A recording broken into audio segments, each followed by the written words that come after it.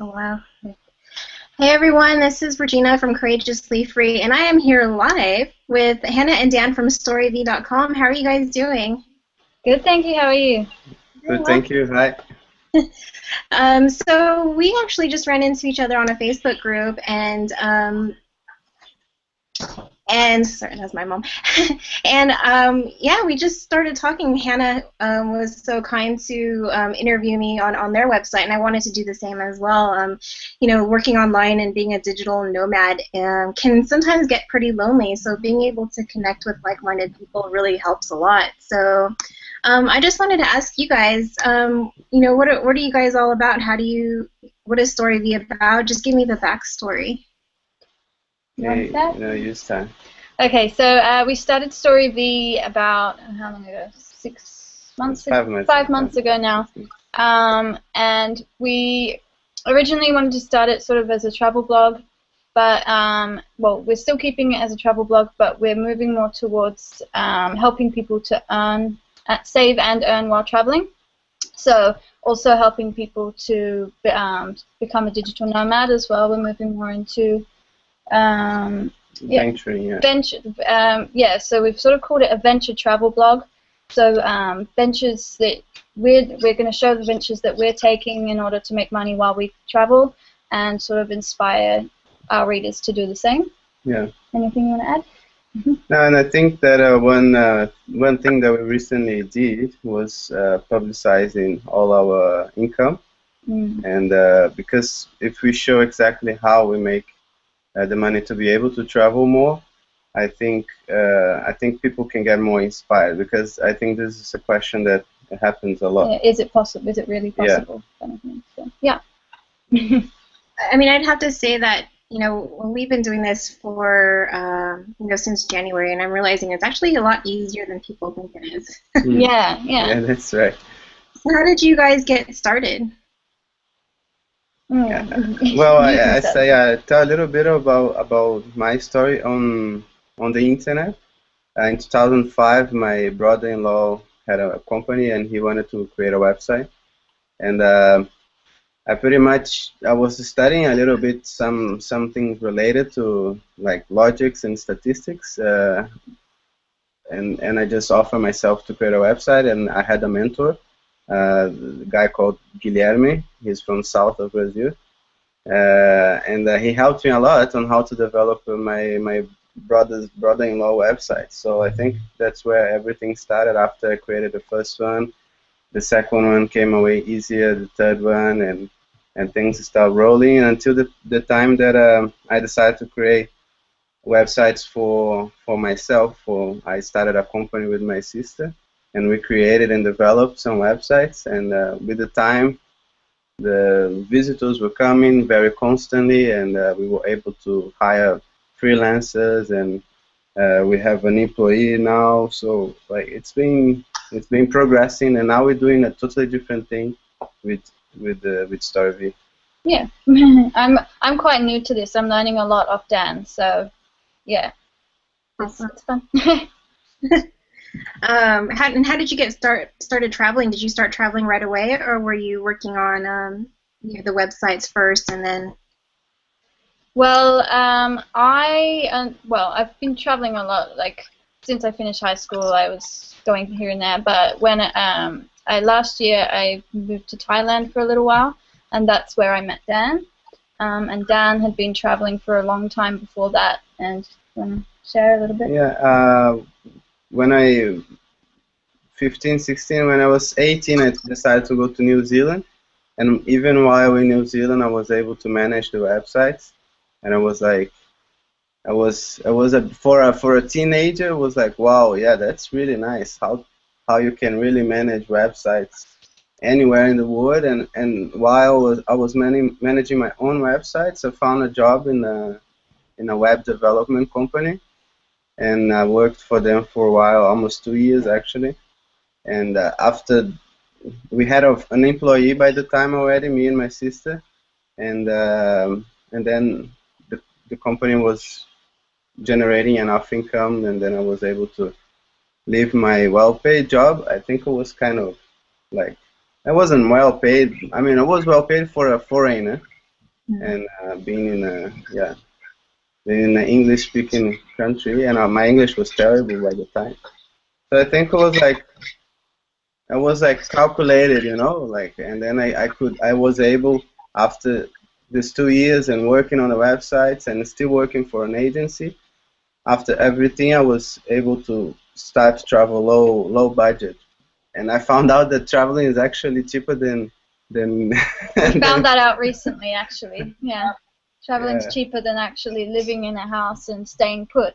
Yeah, especially when you're long time in a city, and I was even reading something yesterday. You never satisfied, and then you have all the time buying new things and buying new things. When you travel, you don't need a lot of things because you don't want to carry. You don't want to have back pains, right? Yeah, exactly. And then even, like for us when we stayed in Prague, the rent wasn't too cheap, but it wasn't expensive. But it's like your expenses you can keep them down as low as possible. And it's just like what you said. If you're staying at home, you can buy the latest stereo or the latest TV, or your house up. Yeah. So what's the most challenging thing that you faced while traveling and working online, and how have you dealt with it? You think it's the van? Yeah, I mean, like recent together as a couple, I think we found hard to travel by van, and we were like in this mindset of spending as less possible to really have like some study case to write about it. But the thing was, because we were traveling in the van, we didn't have any sort of stability. So when we needed internet, we'd have to go to a cafe, and then to stay in that cafe all day, you have to spend money on coffee and cake and food, and it adds up. Food really adds up. So it became more expensive than we thought, and it was also just the time restrictions. Like cafes close at a certain time. You can't work past then. You've got to try and find a McDonald's that's open late night, so it's just hard to get things done, especially when you've got. We had a mobile phone with the internet data, but it was pretty much half the time it wasn't working. Because we were traveling rural areas, so it would have been easier if we had maybe a complete motorhome, but we were in an unconverted van, so roughing it a little bit. So. Yeah, I've noticed that it's probably best just to stay put even for a few months, and then if you want to go travel somewhere, you go for the weekend. But you have to live, a relatively normal life for. Yeah, exactly. Slow traveling is much better, and having some stability, staying somewhere. But it wasn't bad. I mean, like we've seen some amazing places, and we had the chance to wake up on the beach and things like that, which was priceless. Just the product. Yeah, but it was just like a matter of that we really wanted to get Story V going, and then we were excited about it, getting the logo and everything. So it took longer than we wanted. It took longer than we wanted to. Yeah. So what's the best thing that you like about working online? The freedom of it, really. Yeah, I mean the mobility, is that how you say it? Yeah, like. You can just pack up and go wherever you want. Really, you're making money while. I think this is number one top list. Like it's just and the time also. Like I pretty much start now this week. I've been starting only from 11 or from 12 o'clock, and then I go because I like to work a little bit later, and also the time difference between Brazil, and then I can adjust to it. And if I don't want to adjust to it, I can just travel to another country, which will adjust by itself, something like that. Yeah, it's more just like you can wake up and you can start work when you want, and you can finish when you want, and it generally means that you actually get more things done because you have fun, you're enjoying working, and you're comfortable where you're comfortable where you are, and you do it on your own terms, sort of thing, not for someone else. So. Yeah. And you can do it in bed. Exactly. Times where I've just rolled over and stayed in bed for the whole day. What would be your top one? Sorry, this is an interview with us. I'm curious. My favorite thing about working online? Yeah. Or Gosh, the same thing. I mean, and obviously, I know that Hannah was asking me, my favorite or my base location or something like that, and or my favorite place to stay. I don't remember the question exactly. And I was saying, well, the U.S. was easier for time zones. So, but I guess in general, the best thing I like about working online is just being able to, to the time freedom, and I can decide how long I want to work. I can decide how little I want to work, and it doesn't matter. Like I can work, 10 hours straight one day and then nothing the next few days. So it's even though I think there are some weeks where I've worked a lot longer than I have at a regular job, but I mean, if you can do it in like exotic places anytime you want, exactly. You've still got the morning and evening to go out and enjoy yourself on the tropical beach or wherever you so happen to be. So. Exactly. So that was you turned the tables on me. Thank you for the answer. So what advice would you give those who want to do exactly what you do, just to travel and work online, or not even just travel, just to work online and have a sense of freedom? I think I started asking my own family, if they needed a website, and really a lot of companies still don't have a website, and you can easily create one with the WordPress and a theme, which you will have a little bit learning curve, but it's very, very small.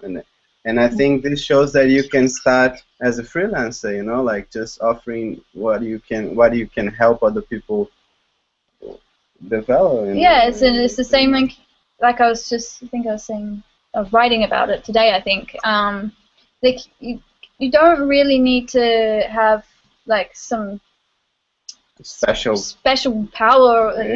Special profession. Yeah, really, if you know how to type. If you know like anything, like I was saying, something about beauty or makeup or whatever. There's someone out there who wants to know about that. So if you start sharing your knowledge online, it's giving value to people, and people will click onto that, and I think the best way to start is to start putting yourself out there, sharing your knowledge. A friend of mine, he wants to really bad be a digital nomad. He wants really bad, and then I told him, well, I think if because he doesn't know how to create websites, he doesn't know like much about Facebook ads or things like that.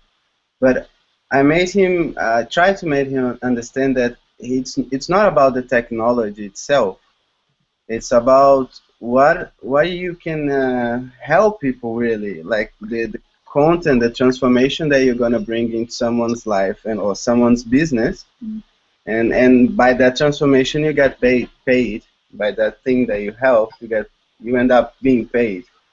So like just an example, a small business owner, you could simply ask him, what is going on? What is your challenge now? What would you like to make better in your company, or something like that?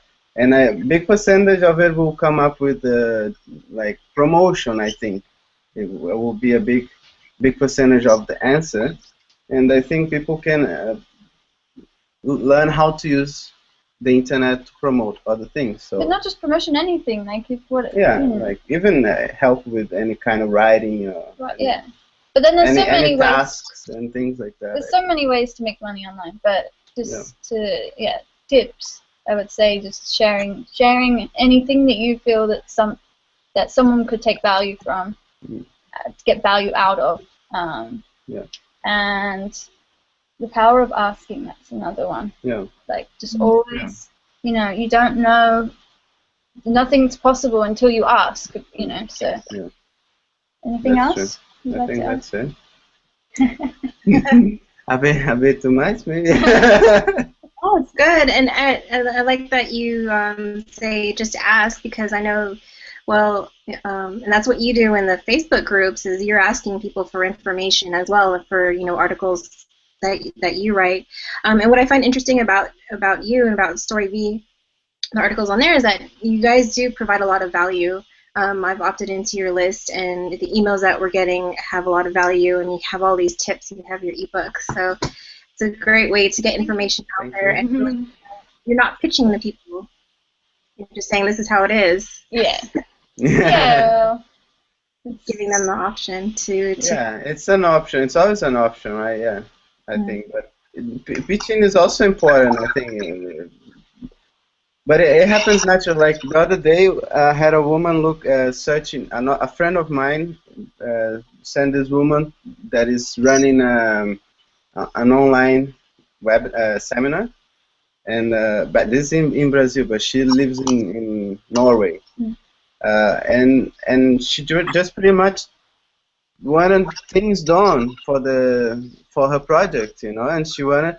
It's not exactly that she knows what she has to do, like all the steps, but she needs people there discussing on Skype. This, no, okay, this is possible to do. Let's do this.